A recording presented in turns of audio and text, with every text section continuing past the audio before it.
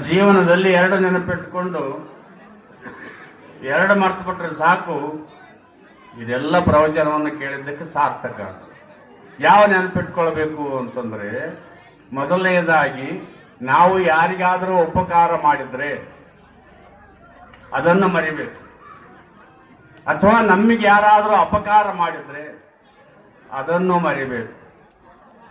ಉಪಕಾರ ಮಾಡಿದ್ದನ್ನು ಹೇಳ್ಕೊಂತ ಕುಂತ್ರೆ, ಅಪಕಾರ ಮಾಡಿದವನನ್ನ ಬೇಕು ಅಂತ ಕುಂತ್ರೆ ಕ್ರಾಂತಿಯಾಗಿ ಅಲ್ಲಿ ಏನಾಗುತ್ತೆ ಅಂತಂದ್ರೆ ಒಂದು ಕುರುಕ್ಷೇತ್ರ ಆಗಿ ಹೋಗುತ್ತೆ.